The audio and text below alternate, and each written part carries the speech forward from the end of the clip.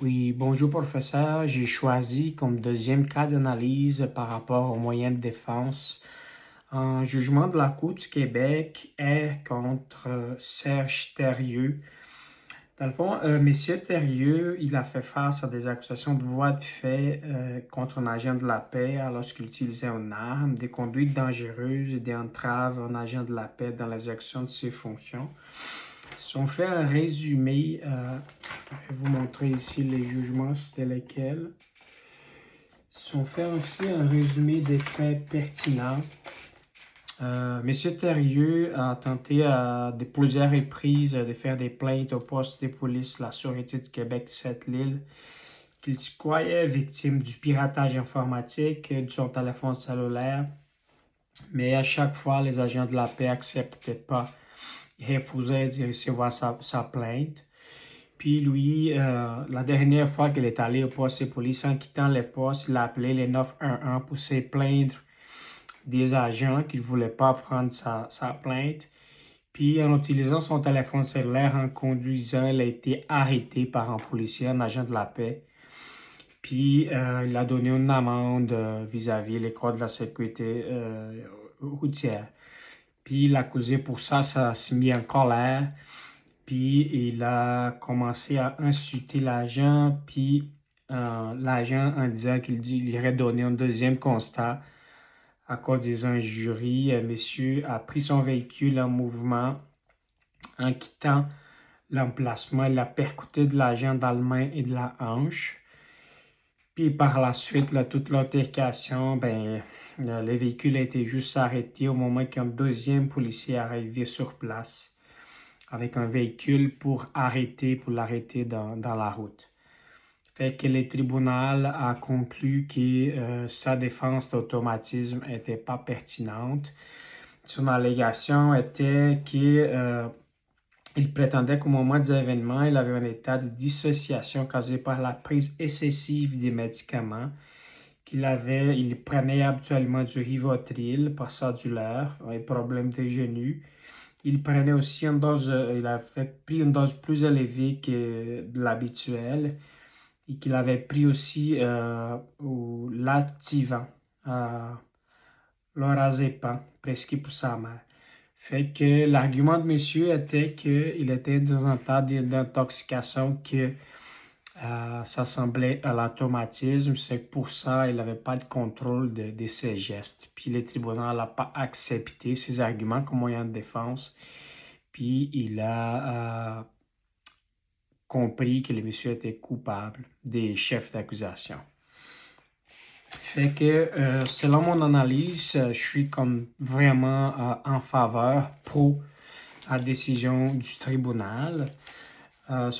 J'ai pris des notes ici pour mes arguments à faveur pour maintenir la décision dans un cas d'un recours fictif.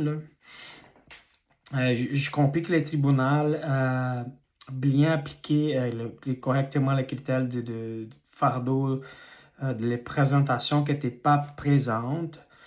Le monsieur, il a présenté une défense vraiment insuffisante. Il ne savait pas clairement sa consommation du médicament au moment de fait. Il n'avait aucune preuve qu'il était réellement consommé ces médicaments. À l'expertise du psychiatre qui l'a engagé, le posait sur les aptitudes générales, il n'avait pas vraiment d'effet concret.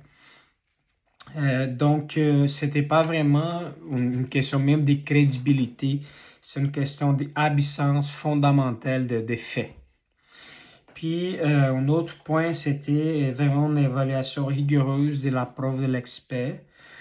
Le tribunal était prudent vraiment dans son analyse quant à la preuve psychiatrique. L'expert a fait un constat qu'il ne savait même pas c'est quoi la dose exacte que le monsieur avait pris du médicament. C'était plus une construction spéculative ou une construction spéculative basée sur les arguments de lui-même, de l'accusé. Donc, il n'y avait aucun lien clair que qui établissent que la consommation a généré une perte de contrôle des messieurs. Une autre question, c'était l'application du cadre de l'automatisme aux faits concrets. L'application de l'automatisme, c'est vraiment une défense très rare, une exception à la présomption de volonté. Puis dans les faits concrets, ben, ce qu'on voit, c'est vraiment au contraire d'une perte de contrôle involontaire, c'est un comportement volontaire. Pourquoi? Dans une séquence logique, l'accusé a réagi à l'intervention du policier, a exprimé sa colère verbalement, a tenté de quitter le lieu, puis il a résisté à son arrestation. Fait que c'est des éléments qui relèvent une continuité logique, une adaptation à la situation. C'est incompatible vraiment avec l'automatisme. Puis un autre argument, c'était les limites d'intoxication volontaire. Fait que les faits qu'il a pris le médicament, c'est comme c'est lui-même, il a créé un risque pour une éventuelle perte de contrôle, ce n'était pas le cas. Puis les droits criminels ne peuvent pas permettre à un individu de s'exonérer à raison d'un état volontaire qu'il lui-même a provoqué. Donc, c'est une approche pour éviter que la défense de l'intoxication apparentée en automatisme, dans le cas, mettons l'accusé échappe à une responsabilité criminelle, plus particulièrement dans les contextes de violence. Et dans le côté d'une analyse critique, où les jugements reflétaient vraiment une volonté légitime de limiter l'accès à une défense exceptionnelle, parce qu'une approche permissive pouvait encourager des arguments spéculatifs et fragilisant la cohérence du droit criminel. Aussi, il a bien établi pour la protection du public, notamment parce qu'il avait comme un danger réel d'autrui, notamment en agent de la paix.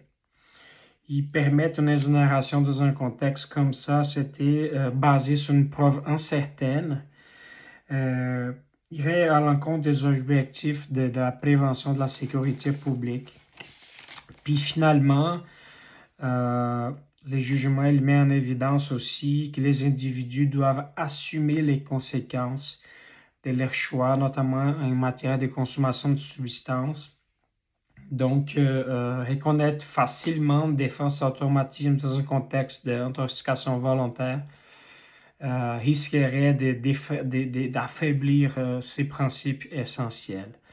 Donc, je comprends que ces jugements étaient vraiment pertinents et dans le cadre d'un appel fictif, là, ils devaient être confirmés.